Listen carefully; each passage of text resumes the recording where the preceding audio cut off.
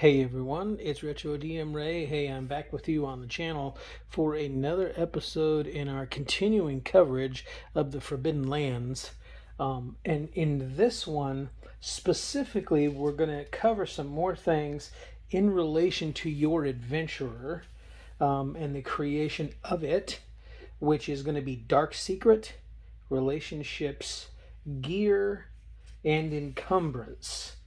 And in the midst of talking about gear, we're going to talk about consumables and what I think is the unique, cool thing that Forbidden Lands does with consumable gear or consumables as far as your pack is concerned. And then we're going to talk about experience in the midst of this too. But I want to go back for a second and touch on pride. So first of all, thank you all again for all of the new subscribers. I appreciate you guys coming on board. And for the ones who have been with me the whole entire time, thank you guys so very much. And for all those in between, it is really cool to see us break the 500 barrier. And I'm really now going to be pushing hard and focusing on trying to get to that 1,000 barrier. That's just a really cool mark to get to. And so I appreciate any opportunities that you take to share, and those kinds of things. If you're on the fence and you haven't subbed yet, hey, come on board and join the community. And we have some great stuff we're talking about here on the channel. Thanks again to all those who out there who have promoted my channel, especially the Dungeon Minister for pushing me over the top. I really appreciate you again. And so here we are back to talk about some more Forbidden Lands. So we're going to go back and talk about Pride for a second. And I want to reread Pride, and then I want to tell you how I tend to run it, because Forbidden Lands for me is not totally always ran rules as written. I think I like to mix it up, and I actually think that it's kind of designed to be able to easily do that. And that's the way I've been running old school games the whole entire time I've been running them anyway. So we're going to go back and talk about Pride for a second. So Pride says this, something specific that you are very proud of. It can be an ability, an event in your past, or something else. Your profession provides 3 suggestions, but you're free to make up your own pride. Once per game session, you can activate your pride when you fail a skill roll in a situation where pride is relevant. The GM has the final say, but they should give you the benefit of the doubt. And that's going to be a key statement right there.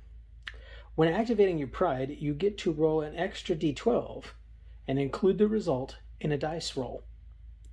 If you fail the roll despite this, you must remove your pride. You then need to play one entire session without a pride before you get to choose a new pride for your character. And this is covered in a little more detail in Chapter 3. So the example they give is Josie decides that her sorcerer's pride will be, nothing scares me as I have seen the world behind the veil.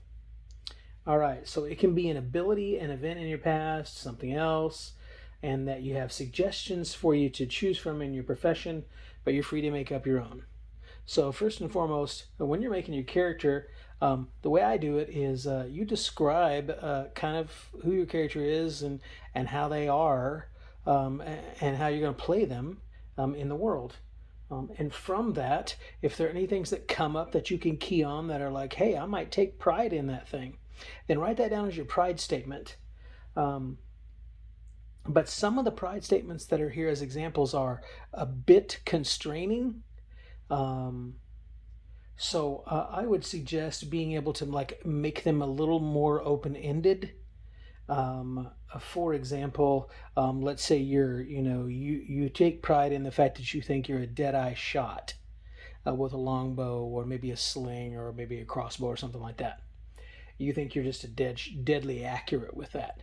I wouldn't put it down as you never miss the target that you shoot at. Or I wouldn't put it down that you're always a dead-eye shot, because never and always, those kinds of statements are very closed-ended, and that doesn't allow for the opportunity for your pride to both come up quite as often, but more importantly, it certainly allows for your pride to be very instantly ruined Whereas if you make it more of a simplified statement and an extended statement or an open statement, such as in instead of being I am a very dead-eye shot, you say some folks consider for me to be quite an occasional dead-eye shot. And that gives you kind of an open-endedness to it. Those kinds of things. So open that up a little bit, because that statement I said to pay attention to, the GM has the final say, but they should give you the benefit of the doubt when your pride is relevant. Okay, so that relevant pride thing ought to be something that ought to pop up quite frequently in the game, because it's kind of a cool mechanic, and it's a cool role-playing situation. And if you lose it, and so you're moping around the rest of the session and the next rest of the session, beating yourself up about the fact that you can't take pride in that anymore.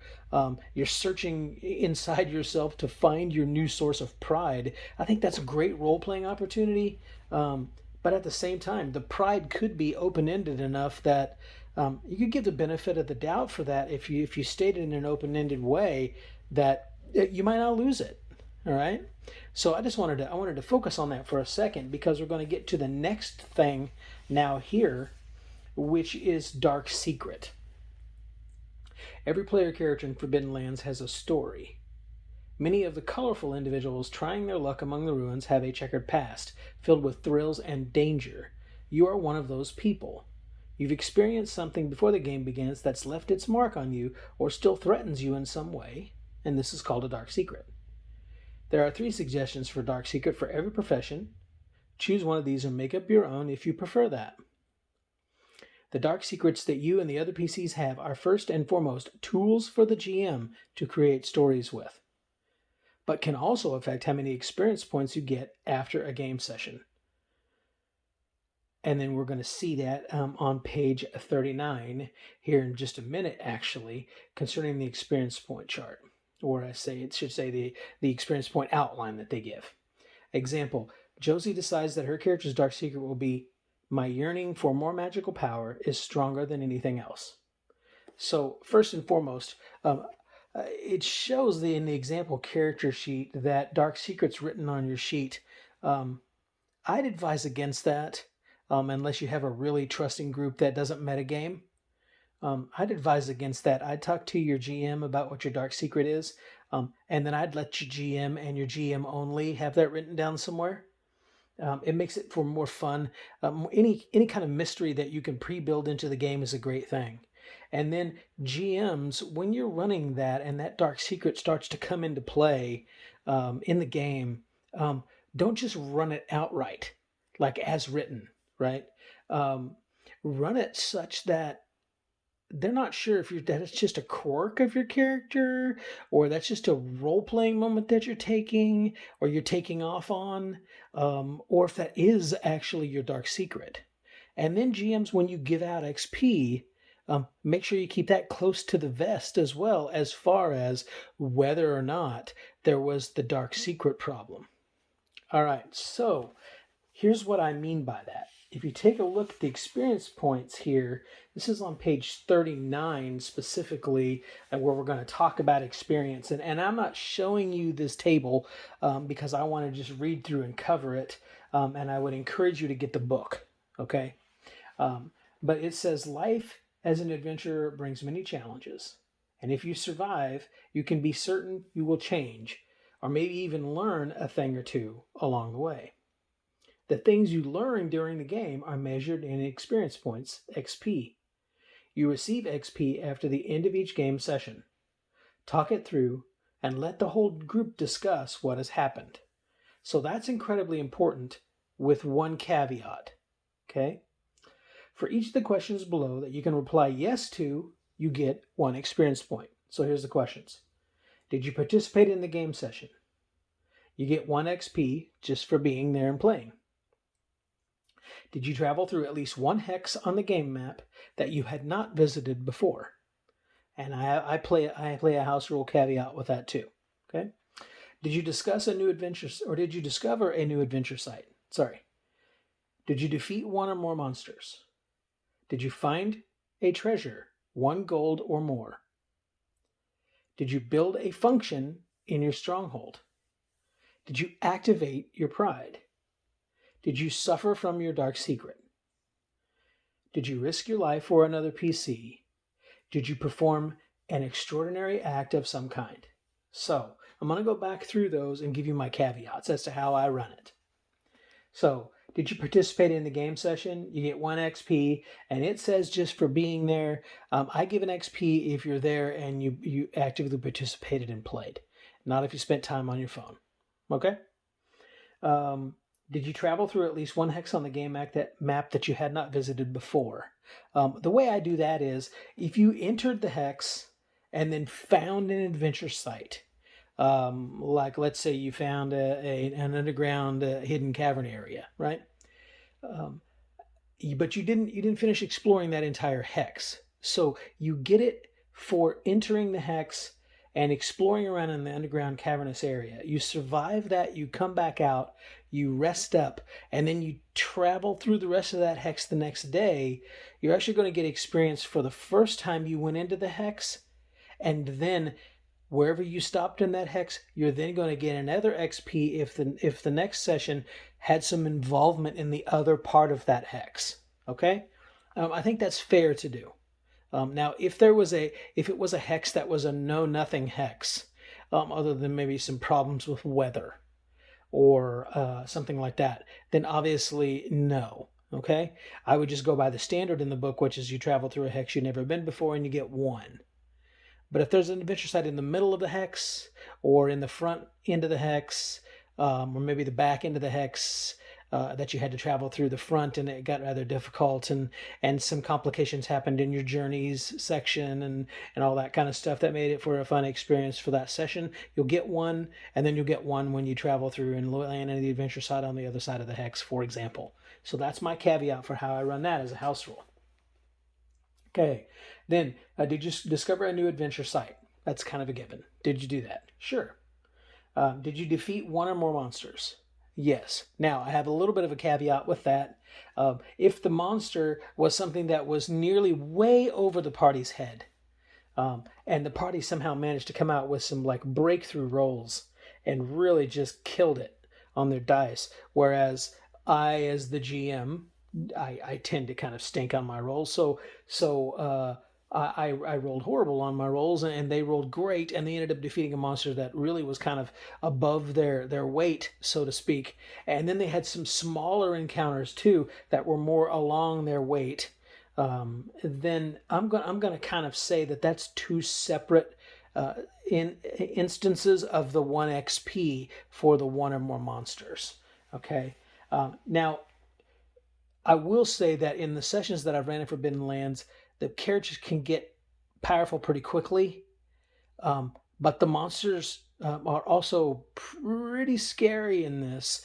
The weather's a big deal. Supplies are a big deal. Getting lost is a big deal. The journey is a big deal. So I think you can outweigh that factoring of that pretty quickly with your party. So that's how I do the monsters. And then it says, did you find a treasure, 1 gold piece or more? I mean, I take that as 1 gold piece or more in value. Okay. And we'll talk about coinage here in a second. But if you found 10 silvers, that's a gold piece.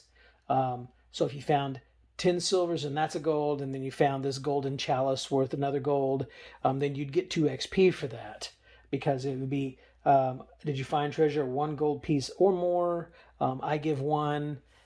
For that particular treasure, but if you let's say you found a treasure chest and you had some gold and some silver and some jewels, but you just had a really hard fought battle, I'd give you 2 for that, because you really worked hard to try to earn that treasure. Okay. And then, did you build a function in your stronghold? That would only apply if you have a stronghold.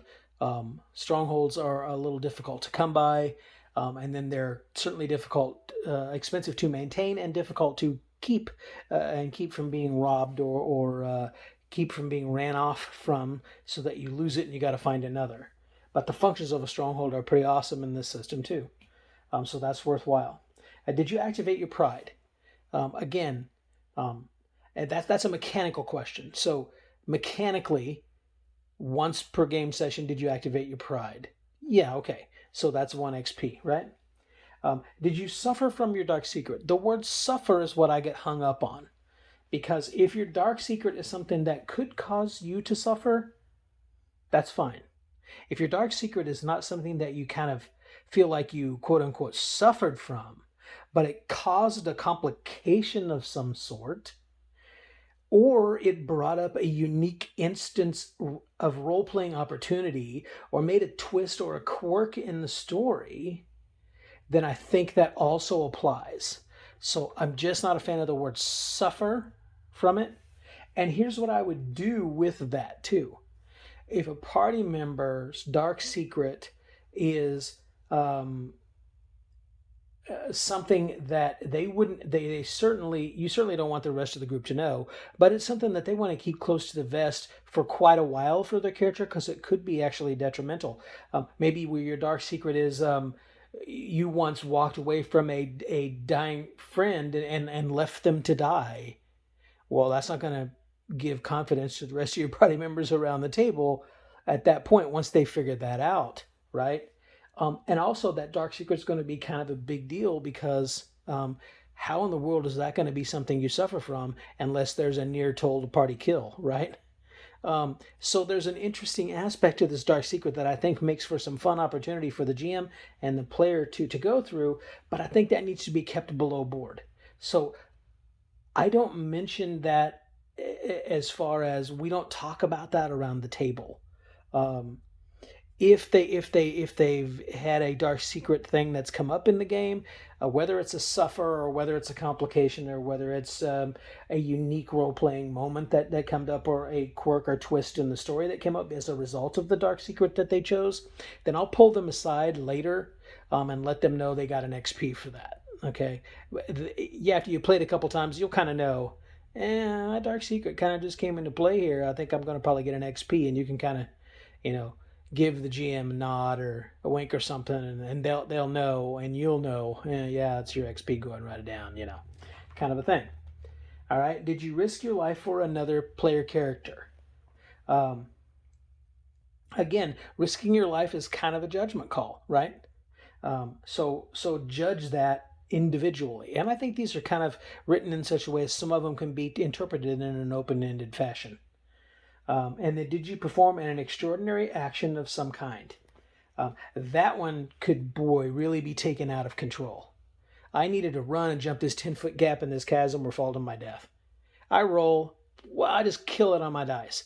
Is that an extraordinary action? Then I get an XP from that. And then later we're fighting this huge giant spider, and guess what? I shot it right dead in the eye when it had. Let's say it had 3 points of strength left, and I rolled, and I pushed my roll, and pow, I had my pride was activated, and check that out. I got so many successes. I just whacked that giant spider right in the eye and killed it dead away. And that was an extraordinary thing, because it might have whacked our party. It might have killed us all off at the table, and that was a huge hooray moment. Yeah, that's no problem, but you're already getting one for the jumping. Now you're going to get one for the spider. So GMs have to be really cautious. You can run this in a unique way, but you just have to kind of keep control of the reins of how much you're giving and how fast. Okay? Now, it says the GM has the final word when it comes to how much XP each character should get. That's key. This is GM fiat. Okay?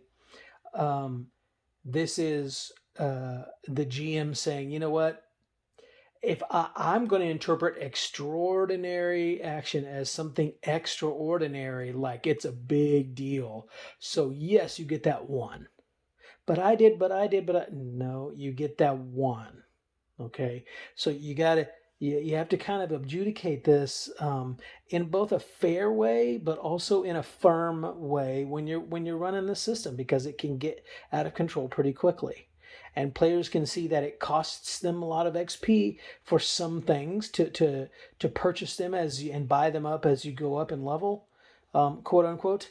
And there's not really such a thing as levels other than the rankings of spell talents and stuff like that, or the ranking of a particular talent if they have one.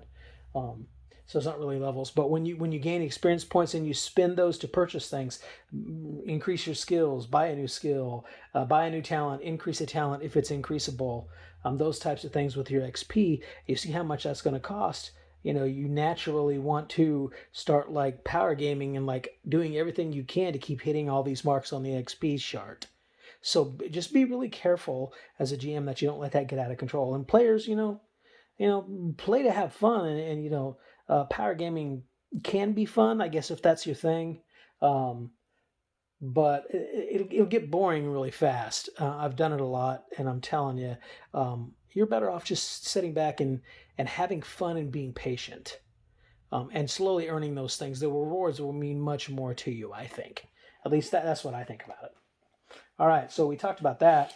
Talked about that dark secret. We're going to talk about the next thing, which is important within the game world as you travel around Ravenland, which is relationships. So as an adventurer, you look for riches in the wild, but you're also an individual with personal relationships with the other player characters. You've been part of the same adventuring group for a while, and you know each other fairly well. When you create your player character, you should describe your relationship with each of the other player characters you know, with a short sentence for each on your character sheet. There are suggestions to choose from for each profession. You can also use them as inspiration for your own ideas. Your choices are also important for the GM, as they can use them to create interesting situations in the game. So this is the way where, as you're creating your characters, create them around the table as a group, or if you're online, create them around that online space, that online table as a group, so you can connect one another together. I think that's really important for the GM, like it says, for the story purposes, to create interesting situations in the game. But for you as a party to say, hey, well, I know this person from this thing that happened, and I know this person because of this situation or whatever. I think that's really important. And then as you play, that connection between you will matter, and the connection that the GM can use for interesting situations in the game will matter. And then as you adventure around in Ravenland, you're going to build up reputation as well, either good or bad, and that's also going to affect you. And in turn, that will affect the relationships that you have with one another. And that's kind of a given in old school gaming, in a way. But yet it's built into the system here, so I think it's kind of cool. All right, so then the other thing we're going to talk about is gear. So when you're traveling in the Forbidden Lands, you need the right gear. Villages are far apart, and you need to be able to survive alone in the wilds. You must write down all the items you're carrying on your character sheet. Write down one item per row on the sheet. If it's not listed on your sheet, you don't have it with you. Starting gear. Your profession determines what gear you choose from at the start of the game. As a rule, you get one or more items from the list of trade goods. That's on page 182. And no rare items here to start. If it says a weapon of choice, pick one from the weapon tables in Chapter 5. And of course, you cannot choose a magical artifact. In addition to these items, you are assumed to have a knapsack and a water skin. Gear used to carry other gear does not count towards your encumbrance and does not need to be noted down. Now, you'll see here a character sheet, and the second page of the character sheet, it gives you these lines. And on those particular lines is where your gear goes and how it goes on there. We're going to skip over to encumbrance here, and that will help you to fill in those lines on the sheet, because those lines actually matter in relation to the carrying of your gear. So encumbrance, it says you can carry a number of regular items equal to double your strength. Use your base strength score, not the temporary rating that might be reduced by taking damage. Remember, in this game, damage is taken to an attribute. Okay, and we'll talk about damage and taking damage and all these other kinds of things later on. Okay, but just suffice it to say that for now. Okay, so you note down double your base strength score. So that's all the amount of lines that you have that you can fill. Okay, now heavy and light items. An item designed an item designated as heavy counts as 2 regular items, and it will take up 2 rows on your character sheet instead of 1, so 2 lines. At the opposite end of the spectrum, there are items that are designated as light. They count as half of a regular item, so you can list 2 light items on 1 row on your sheet. So you can see here, if you have a 2 strength, you're only going to have 4 lines. And if you have 2 heavy items, that's the only thing you can carry. Okay? And if you have light items, you could carry 2 per line. You have 4 lines, so you could carry 8 items. Okay? Tiny items. Items that are even smaller than light are called tiny. They are so small they don't affect your encumbrance at all. The rule of thumb is, if the item can be hidden in a closed fist, it's tiny. Tiny items also need to be listed on your character sheet. Coins. Single coins count as tiny items and don't encumber you. However, 100 coins count as a light item. 200 coins counts as a normal item, and 400 coins counts as a heavy. Okay, so I think the confusion is going to come in here where you start to say, I've got all these things. I've got this this line, these 2 lines left. Man, I think I'm going to stick these 500 coins in my pack too. No, wait, you're not actually going to do that because you're encumbered. Okay. And again, we're talking the 4 lines because you have a 4 strength, okay, or 2 strength times 2 is 4. So you have 4 lines, right? So you can carry 8 things, all right, if they're light. So 100 coins counts as a light item, okay? But let's say you've got 4 other light items on your sheet, okay, which would be 2 lines, right? 2 items on each line. So you've only got 2 lines left. All right. So you can carry 4 more light items. That's only 400 coins. Those other 100 coins that you wanted to carry aren't going to be carryable by you unless you want to be over encumbered. Over encumbered says you can temporarily carry more than your normal encumbrance limit, which is strength times 2 in items. In this case, you need to make a roll for the endurance skill whenever you want to run in a round of combat, or hike for a quarter day. If the roll fails, you must either drop what you're carrying, stay where you are, or suffer 1 point of damage to agility and keep going. Ouch. Okay? So encumbrance is a big deal, but it's tracked differently. I think in some ways this is way easier than old school encumbrance. You just have to understand how the lines are broken up and how the base score factors into that and how many coins mean what, and the item itself is listed at what kind of a rating of the item, heavy or light, right? Now, I talked about coins before. Generally, money transactions in the Forbidden Lands are made with silver coins or just silver, and copper coins are used for smaller transactions, and for larger sums, gold is used. So 10 copper coins equals 1 silver, and 10 silver coins equals 1 gold. You roll a die determined by your profession to see how much silver you have at the start of the game. Starting gear listed in your profession is free, but you can buy extra gear at the start of the game if you'd like. Now, for a moment about coins here in the Forbidden Lands. Silver coins are the common currency in the Forbidden Lands. There are no silver mines in the land, and no one is coining silver there. Instead, the coins now used are old and worn and are the remains from the Alder Wars. Even copper coins come from Alderland in the south. Even these are used less often, as common folk tend to exchange services directly instead. There are some gold deposits in the Forbidden Lands, and gold from these are used for trade alongside old coins, or old gold coins. Anyone trading with gold coins is wise to check their weight personally. So you can tell this is just like the old days of our real world, right? It might have been in your old school games. You don't know whether you're being cheated or not. It might be less gold in that coin versus another one, and some merchants might know that, or some peddler, in the case of the Forbidden Lands, they might know that, and they might say, "Yeah, no, no, no, you gave me a gold, but I said it was a gold. Yeah, you gave me a coin, but that's about half the weight of a normal gold, so you're going to give me another one of those." Okay, so you got to be cautious.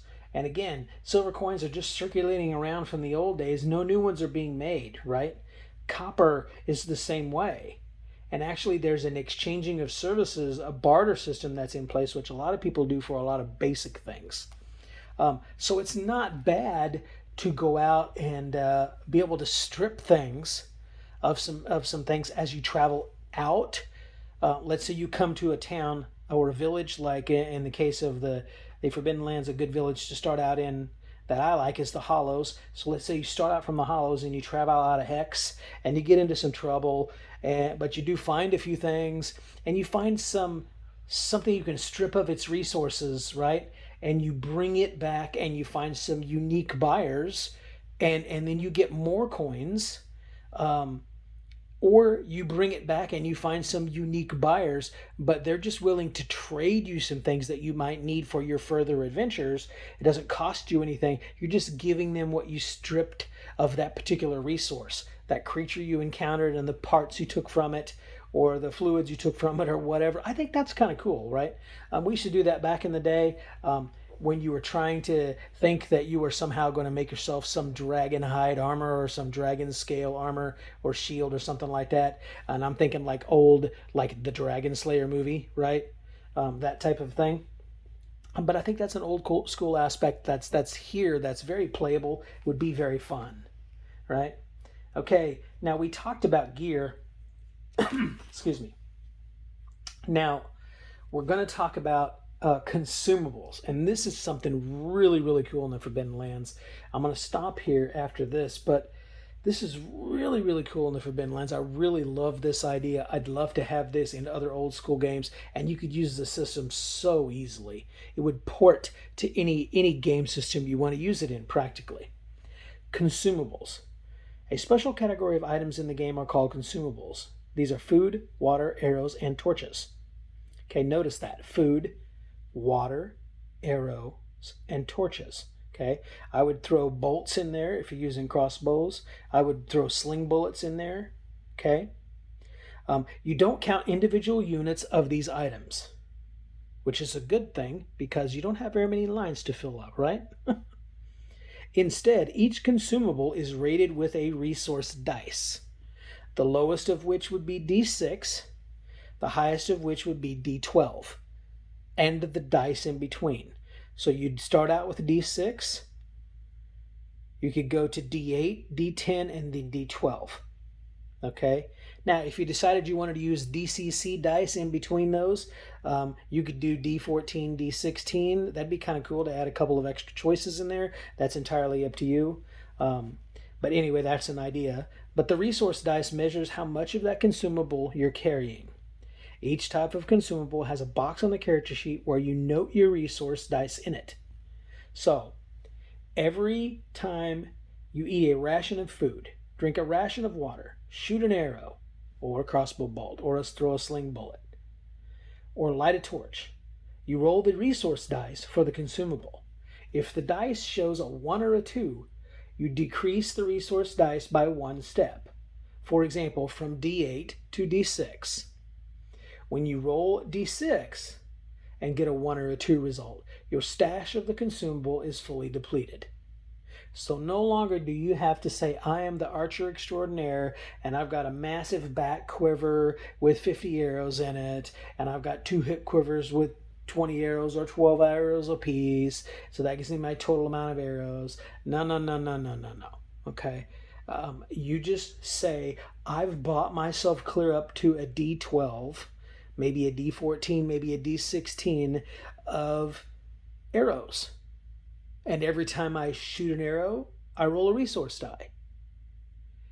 And like most adventurers, you know what? I wasn't paying real great attention, and we haven't been to town in quite a while, or a village quite a while. I'm running out of arrows, people.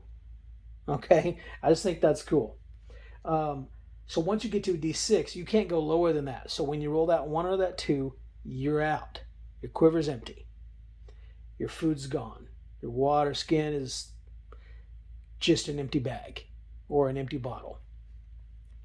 Okay, starting and resource dice are indicated by your profession when you create your character, and you don't roll these when creating your character. Instead, you simply note the dice type on your character sheet. Encumbrance. For encumbrance, each type of consumable counts as one item, no matter what your current resource dice is. When you lose your last resource die for a particular consumable, this consumable no longer counts towards your encumbrance at all. So again, if you buy yourself all the way up to, if you use just the standard rule, you buy yourself all the way up to D12 arrows, guess what? It only counts as one item. Okay? And I let that be counted as one light item, if it makes sense. So if it's arrows, I count that as one light item. If it's sling bullets, one light item. If it's torches, it's one light item. If it's rations, if it's water, it's all the same. It's one light item. Okay, I think that's important for the character, because that way you don't feel like you're constantly going to be on death's door running out of stuff. Okay, but that also makes you think about what it is you are packing with you, and the further you get away from the village, the further you get away from going back to resupply, the more you're going to have to start foraging in your journeys to refill the supplies that you have. And there's special rules for journeying here that make that really fun as well. Okay. Now it says stockpiles on consumables. Having a D12 resource dice means you're carrying as much of the consumable as a single individual can. Of course, your group might come across larger stockpiles of a particular consumable, such as a wagon filled with food, and these are measured in units of consumables below. Okay? Finding and buying. When you find or buy consumables, they are counted in units. A unit of a consumable increases your resource dice one step. Sharing. If you want to give a consumable to another person, you simply increase the recipient's resource die as many steps as you decrease your own. So, for example, Josie gives her character a staff and a lantern. She rolls a D8 for silver and gets 5. She gets a D6 resource dice for food and a D8 for water. Her friend's character has a D12 resource dice for food. He decreases his die to D10, which increases Josie's die to D8. So it's a good way to kind of start that build up of that relationship in the beginning too. You can share that around the group. I just think this consumable and resource die idea is absolutely so cool. And I really wish we would have thought about that in the old school, instead of having these like pieces of graph paper that were filled with all these line item details of how much coinage weight I was carrying compared to how much coinage weight my strength would allow me to carry if you're using first edition, or when it was converted to pounds in second edition, how much of all those different things was I able to carry. And not that that wasn't a fun thing to do in the game, but man, this would have just been so much easier, and would have been another fun way to just roll the dice. Because what fun is gaming if you're not rolling dice? And this just gives you another opportunity to kind of pick up a die and roll it at the table. I just think that's pretty cool. So anyway, we're going to stop here for now. I've been going on for over 30 minutes now. But again, I appreciate you all very much, and I hope you enjoy this content and continue to check it out and tune in. And hope you all are going to be looking forward to some new game stuff that's going to be covered on the channel once we get through with Forbidden Lands. I may go back into some Dragon magazines. I may go into some of the One Ring. I may go off in a new direction. I don't know. But right now I'm kind of hooked on this Forbidden Lands stuff, so I'm going to keep covering that for you. But I just appreciate you all and hope you really enjoy this. Give me a like, thumbs up, sub if you're not yet, and share it around, please. Let's get a lot of people on board with us. I really appreciate that. All right. So as I always say, prosper, and good gaming. Take care.